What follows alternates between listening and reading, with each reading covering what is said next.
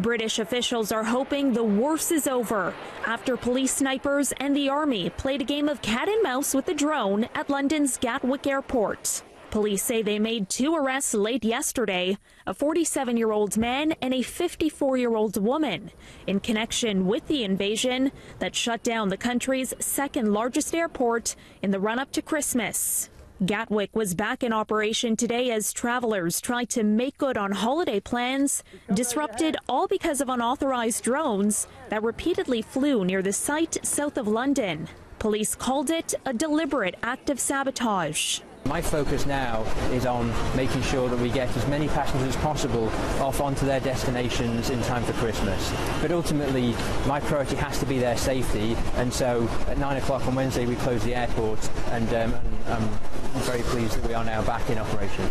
The suspects remain in custody on suspicion of disrupting civil aviation services. Today, police searched a property in the local area as part of the investigation.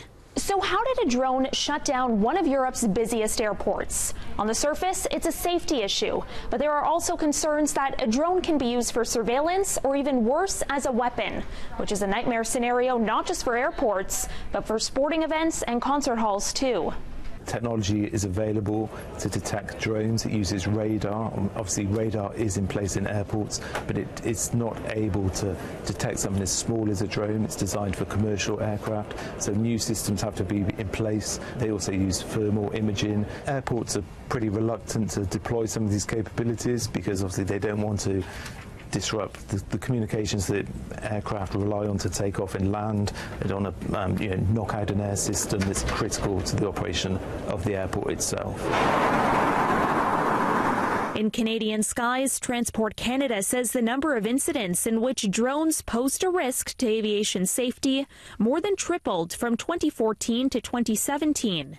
New tougher rules for larger drones are set to come into effect next year, including age limits, written knowledge tests, and registration requirements in an effort to curb the trend.